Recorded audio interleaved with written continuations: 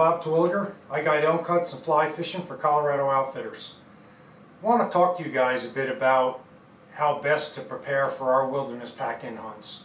We get a lot of questions around this, a lot of phone calls, emails, around what gear to bring, what clothing, how to pack, and all those kinds of questions. And so what I thought would be really helpful, although we do have checklists out on our website that you can reference too, but sometimes seeing the stuff is a lot easier than reading about it. So within these videos, the first two videos will cover what gear to bring and how to pack it for all of our hunts, whether they be guided or unguided, or drop camp, so to speak.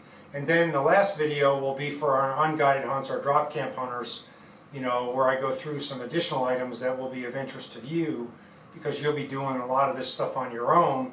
You're going to need perhaps some additional gear.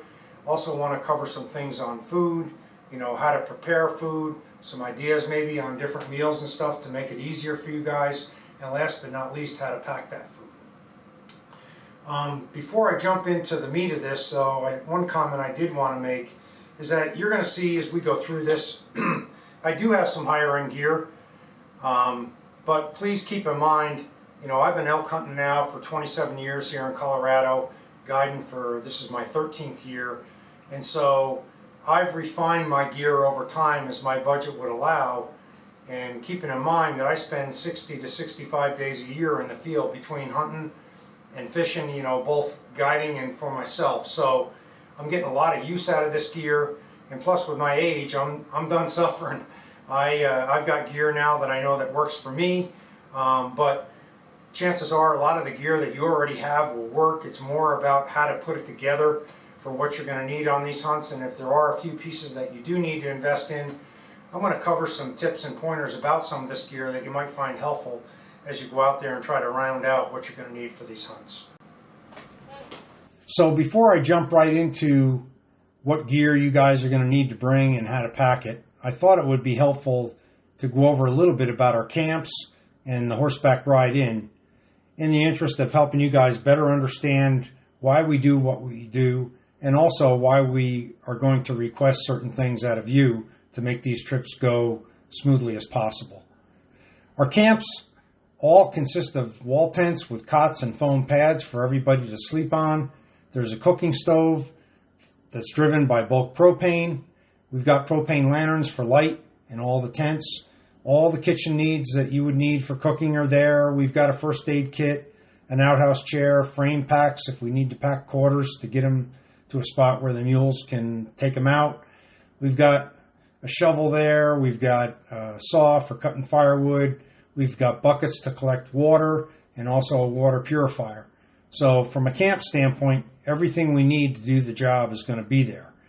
In terms of the distance into these camps, our remote camps are anywhere from a 2 to a 5 hour horseback ride, so we're well off the beaten path. And a key thing to keep in mind here is, given we are going in a long way and we're packing all this gear in for you guys as well as food on mules, there is a limit to what we can bring. Typically, we try not to load our mules with more than 120 pounds apiece, so 60 pounds in each panniard. Worst case, sometimes we will pack as much as 150 pounds on our bigger draft mules, but this is not the norm. And really, this is all in the interest of keeping our mules sound and ready to go. So at the end of the day, weight and bulk can be an issue if you don't pack right. On that point, we certainly want you to be prepared for these hunts and bring everything that you need for, staying warm and having a comfortable hunt and enough to eat. But on that same token, it's important to net out what we really need versus what we think we might need or might be a good idea to have along. And again, we'll take you through how to pack all this stuff to make things go quicker and smoother for the packers at the trailhead. The last area I want to talk about from an intro standpoint is in regards to Colorado's weather. Whether we're talking about archery season time, including even our early archery, to rifle seasons, our weather can be pretty fickle and change at a moment's notice. So what I'm talking about is sometimes in the archery season, we can see daytime highs as high as in the 70s, and the next day literally be snowing and in the 20s. And the same goes for the rifle seasons. We can see fluctuating temperatures where some days it's pretty pleasant, up into the 40s, 50s, maybe even first rifle pushing 60. And the next day be down in the teens and snowing. So really important to plan, the right set of clothing around this so that you're prepared to deal with a multitude of different weather conditions. Because it can literally change from where things are quite comfortable to where we're in full winter camping mode. Now, the best way to deal with this is to have a good layering system of clothes. And I'll take you through, that. And of course, the weight and bulk of the clothing is a factor too, because if it's too heavy to carry it or too bulky to pack in, that's not going to do you much good. But good news is there's a lot of good gear out there, and I'll give you some good ideas of what to look for and what to plan to bring. Another key point to think about is that these trips are 7 days where we've got a day packing in, a day packing out, and then 5 days of a full day hunt. So when I talk about gear, the place I really like to start is what I call essential gear. Essential gear is what are really the core pieces that you need for a hunt that are going to be critical to being able to enjoy yourself and stay safe and have a good time. So where that really starts is with boots. Of course, boots, you're going to be wearing these on your feet every day. It's really important that they're comfortable, they fit your foot right, no blisters, going to provide the support that you need, as well as the traction that you need. This is a pair of boots that I would wear during the archery season. You can see it's about 7 inches tall. These boots are super lightweight, very comfortable to hike in, yet they give me really good support. They're actually a Kedora outside with a Gore-Tex liner. They're almost like hiking in sneakers. If I'm talking about a boot that I would wear more during the rifle season, it would be a boot more similar to this. This boot's a little heavier, but still pretty light, offers great support, very comfortable, got some really good traction to it, and of course it's got insulation to keep my feet warm. Now what I'll say is for a hunt, you're going to want to bring 2 pair of boots. You can wear one on the horseback ride in, the other one you can pack in your bags, and I'll show you that a little bit later in the videos. And probably the only other thing that I want to say about these boots is, given that this is a 7-inch boot, this is an 8-inch boot, with these kinds of boots, having a good pair of gaiters is going to be critical as well, because you want something that's going to help keep your feet dry, but also if you're hiking in snow or you're crossing a creek or whatever, or you step in a bog or something, having those gaiters on is going to prevent you from going over the top of your boots and keep your feet dry in all wet conditions. Next up in importance would be your rain gear. This rain gear that I have here, I really like a lot. It's super lightweight. If you've got rain gear that's heavy, you're not going to want to carry it in your pack every day, and that's a no-no with the way our weather changes in Colorado. This, of course, is the jacket. It actually, you're going to want something that's pretty quiet too. This one, it may sound a little crunchy now, but when it gets wet, it's real quiet. The other thing I do like about this is it's got pit zips. So if I want to vent, I'm hiking, I'm getting warm, I can unzip my underarms, and it's going to help me cool down and not get sweated up underneath my rain gear, as well as, of course, keep me dry. And then the rain pants, again, equally important to have rain pants. What I really like in rain pants are, these pants actually have a full-length leg zipper, which makes them super easy to get on and off quick, including with your boots on versus having to take your boots off. And again, this stuff crunches up pretty small in my pack.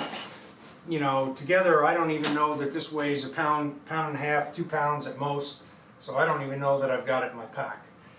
And then the next piece that's super critical when we talk about essential gear is your backpack. Your backpack, you're going to be carrying everything you need for the day out there. Of course, you're going to have your extra clothes and layers, your rain gear, and the other things we'll go through in one of the later videos, your food, your drink. And ideally, I don't like to see my hunters carry more than 20 pounds. And with that in mind, a good size pack is going to be something that's about 2,000 cubic inches.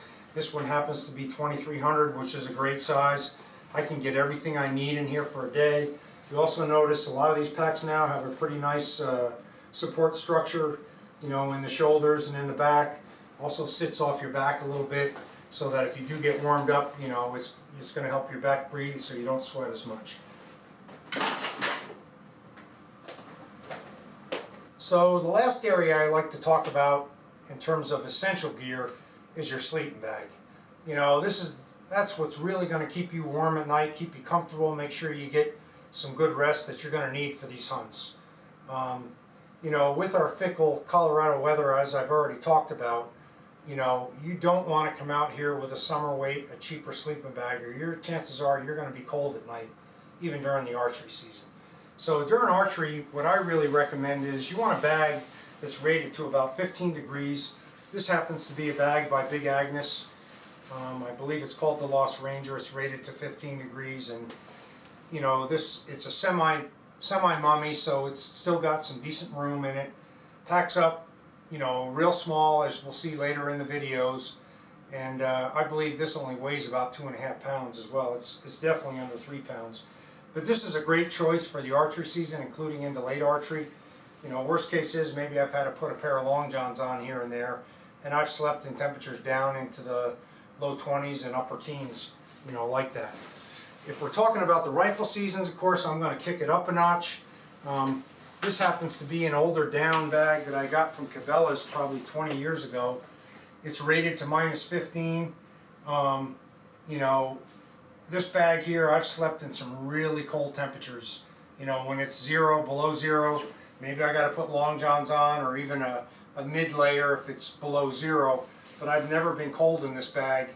And you know, the other thing I like to tell people is it's pretty rare, you know, during the hunting season you're going to sweat in a sleeping bag. So getting something that's rated a little bit colder even than what you think you might need is not a bad thing. But again, this bag packs up nice and light in weight as well. So, you know, with that, that really covers the essential gears, and now we'll move into layering systems next. So as I've already talked about, coming out here with a good layering system that's going to allow you to have flexibility to be comfortable in a varying set of weather conditions is really critical. Of course, the one thing I'll say is we've got a rain suit that's always going to be our ultimate outer layer that's going to keep us dry and also can act as a wind block. But, you know, underneath that, we'll go through the layering systems that I like both for archery and rifle, starting with archery first, and take you through the various components. So, of course, first, right out of the get-go, you know, I've got my briefs. You know, again, we're talking about a 7-day trip, so I've got a pair on that I'm going to wear for the ride in, and then I'm going to bring 3 pair of briefs, you know, where I can swap out every other day or so. You know, and having something that, you know, breathes well, you know, doesn't absorb odor is a good thing if you've got, you know, briefs like that. Not a must, but certainly helps, particularly during archery where we're concerned about smell. You know, next up would be, you know, what I'm going to wear on top, and what you'll find with my base layers that I'm going to take you through here with base layers and really all my layers. I really like merino wool or some of the new synthetics that breathe really well. They dry very quickly if they get wet, and they don't absorb water or odor. And merino wool is at the top of the list there. So for archery season, I'm going to typically bring a merino, you know, t-shirt for warmer days if I need it. And then I also will bring a merino wool long sleeve tee that, you know, is going to be for cooler days. You know, of course, I can always wear the 2 of them if I needed an extra layer. You know, I've got the 2, and these merino ones, I actually could wear these, and even if I'm hiking and sweating, this thing is not going to get smelly, you know, in a 5-day hunt. As far as bottoms go, you know, base layer bottoms, I'll bring again 2 pair of merino base layer bottoms. A lot of times I might only need 1 during archery season, but I will bring 2. Really not taking up any extra space or weight. But, you know, if the weather's warmer, I might only wear them early and late in the day. So, and then, you know, the last base layer that I would say would be my socks. You know, again, I'll have a pair of socks, you know, on for the ride in, and then I'll bring 3 pair of socks with me. During the archery season, I really like a medium weight cushion merino wool sock. The ones I have here happen to be from Darn Tough, made in Vermont. I'll tell you, they are pricey, but they are the best socks I've ever had. And they do come with a lifetime warranty. So, you know, if you're looking for some socks, you might have a look at them, you know, if you can stomach the price. Getting into our mid layers that I would wear over my base layers, of course, first on top, this is actually a micro fleece that I like a lot. It's got a little bit of wind block in it. When I'm hiking, you know, early in the morning or late at night, you know, on the way back to camp, you know, typically I'll have on my base layer and just this, and I'm going to be plenty warm enough most times. It's got to be pretty cold for me to be cold with that and need more on top of it. And then, of course, on the bottom, I'll bring 2 pair of pants. I'm going to wear probably a pair of jeans on the way in that I can wear for around camp, you know, but for hunting purposes, I'll bring 2 pair of pants. A lot of times I might only wear one, and I tend to bring a lighter weight pair of pant and something that's a little bit heavier for cooler mornings. And again, you know, you don't have to have stuff like I got. Whatever camo you got is going to be just fine. The main thing is that the weight and the comfort of these is going to work for you during the archery season. And then we'll move next to the outmost layers that I have. I generally bring a lightweight down vest just in case we get a cold snap. Sometimes I won't even put it in my pack, but I'd rather have it. It doesn't take up any space or weight. And this could be a synthetic down like a Prima Loft 2, something like that would definitely work well too. Packs up nice and small, doesn't weigh anything. And then I've got my outmost layer, unless I have my rain jacket over top of this. And this is a very lightweight Prima Loft. It's a real quiet material, but again, quite warm, lightweight. One of the features I do like about it, I've talked about already with my rain gear, this has got pit zips as well. So if I get hiking and I get warm, I can vent. Another nice feature to have.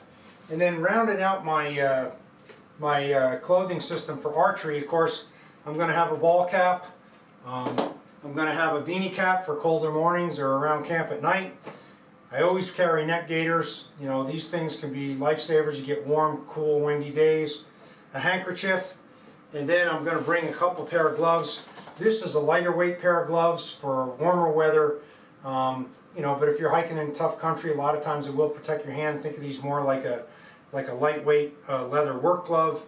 And then these got a little bit of insulation in them. They're Gore-Tex, so these are going to keep my hands warm in cooler, wet weather. And that rounds out my archery system. Let's take a look at what I use for a rifle hunt.